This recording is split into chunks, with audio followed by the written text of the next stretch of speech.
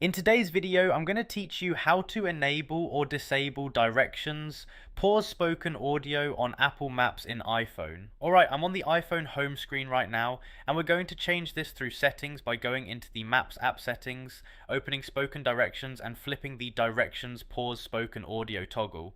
First, I'm going to open the settings app, the grey gear icon. If you don't see it on the page you're on, just swipe left or right until you spot it.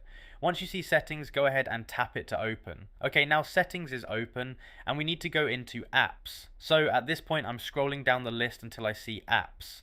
I'm moving steadily and watching the labels as they pass by. Alright, I see apps, so I'm tapping on apps.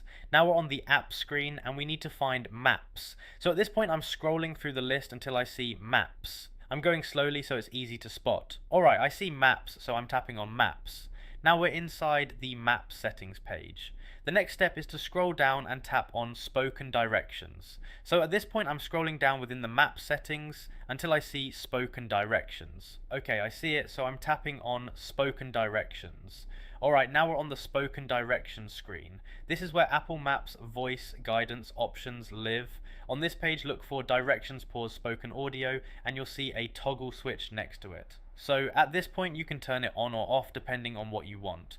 If you want directions to pause spoken audio, tap the toggle so it turns on and looks active. If you want to disable it, tap the toggle so it turns off and looks inactive. I'm tapping it now to set it to the option I prefer and you'll see it change immediately. There's no save button here, so the change applies right away. At this point you can tap back or exit settings whenever you're ready, and directions pause spoken audio will stay set the way you chose.